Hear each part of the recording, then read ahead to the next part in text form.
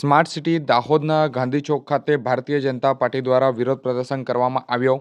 આ તારીખ 21/2/2026 શનિવારના રોજ સવારે 10 કલાકે આપેલ માહિતી અનુસાર ભારતીય જનતા પાર્ટી યુવા મોરચાની આગેવાનીમાં ભારતીય જનતા પાર્ટી દ્વારા ગાંધી ચોક ખાતે કોંગ્રેસ સામે ઉગ્ર વિરોધ નોંધાવવામાં આવ્યો હતો।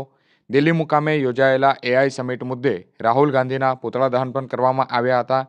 દાહોદ શહેર પ્રમુખ અર્પિલ શાહ, સત્યેન્દ્રસિંહ સોલંકી, નીરજ દેસાઈ સહિત આગેવાનોની હાજરીમાં આ વિરોધ પ્રદર્શન કાર્યક્રમ યોજાયો હતો, જેમાં ભારતીય જનતા પાર્ટીના મોટી સંખ્યામાં કાર્યકર્તાઓ પણ ઉપસ્થિત રહ્યા હતા।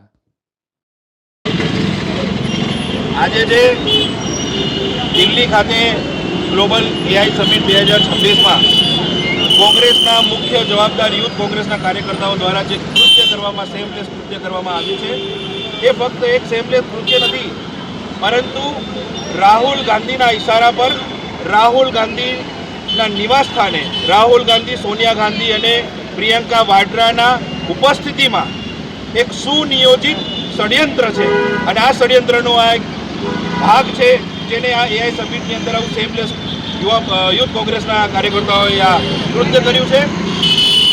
સમગ્ર દેશ જ્યારે એક ગૌરવની ક્ષણ અનુભવી રહ્યું છે। એક સમય એવો હતો કે જ્યારે ભારત વર્ષમાંથી આવા સમિટમાં કોઈ પ્રતિનિધિત્વ મોકલવું હોય તો એ પણ આપણે નહોતા મોકલી શકતા। માનનીય પ્રધાનમંત્રી નરેન્દ્રભાઈ મોદી સાહેબના નેતૃત્વમાં આજે જ્યારે આ એઆઈ સમિટ થઈ રહ્યું છે, સમગ્ર વિશ્વના તમામ દેશો જ્યારે ભારત તરફ એક ગૌરવની ક્ષણથી દેખી રહ્યા, એક આશાના ક્ષણથી દેખી રહ્યા છે, ત્યારે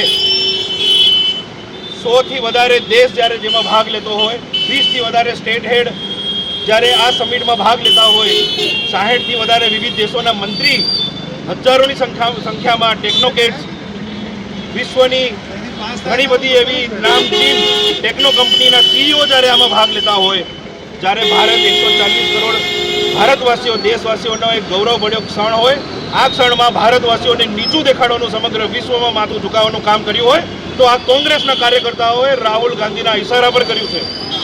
કોંગ્રેસ હંમેશા દેશના રંગમાં ભંગ પડવાનું જ કામ કર્યું છે।